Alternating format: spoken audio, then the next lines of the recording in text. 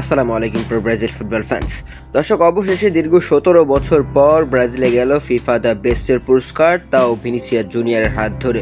মূলত গতকালকে রাত্রে কিন্তু ফিফা দ্য বেস্টের পুরস্কার দেওয়া হয়েছে এবং সেখানে কিন্তু ব্যালন ডি'অরের সাথে যে অন্যায়টা হয়েছে ভিনিসিয়াস জুনিয়রের সঙ্গে, সেই অন্যায়টা কিন্তু এবার হয়নি। এবার কিন্তু ভিনি জুনিয়রই কিন্তু বেস্ট হয়েছেন এবং ভিনি জুনিয়রই কিন্তু বর্তমান বিশ্বের বেস্ট ফুটবলার। এই জন্যই তিনি কিন্তু ফিফা দ্য বেস্ট থেকে সেই পুরস্কারটাও পেয়েছেন এবং যেই পুরস্কারটা নেওয়ার পর কিন্তু ভিনিসিয়াস জুনিয়রের মুখে ছিল বিজয়ের হাসি।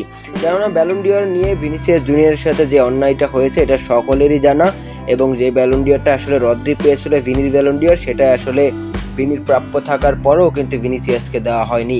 তবে ফিফা দ্য বেস্টের পুরস্কার কিন্তু আসলে ভিনিসিয়াস জুনিয়রের প্রাপ্য ছিল এবং ভিনিসিয়াস জুনিয়র সেটা পেয়েছে, এবং সেটা পাওয়ার পর ওই যে ব্যালন ডি'অর না পাওয়ার আক্ষেপ থেকে হয়তো বা ভিনিসিয়াস জুনিয়র একটু হলেও দুঃখ কম হবে তার। তো ভিনিসিয়াস জুনিয়র কিন্তু ফিফা দ্য বেস্টের পুরস্কার পাওয়ার পর একটা কথা বলেছেন ওই মঞ্চের ওপরেই। তিনি বলেছেন, এই মঞ্চে আসা আমার পক্ষে অসম্ভব মনে হচ্ছিল। আমি দারিদ্র ওই ছোট্ট একটি জায়গা থেকে বেড়ে উঠেছি।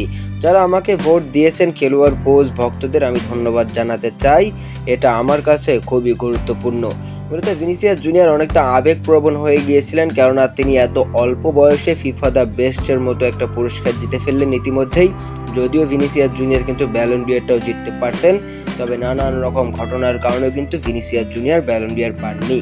তবে যাই হোক, শেষ পর্যন্ত দীর্ঘ 1.5 যুগ পর ব্রাজিলে গেল ফিফা দ্য বেস্টের পুরস্কার, তা ভিনিসিয়াস জুনিয়রের হাত ধরে, যিনি এখন পর্যন্ত ব্রাজিলের জার্সিতে তেমন কোনো সাফল্য পাননি।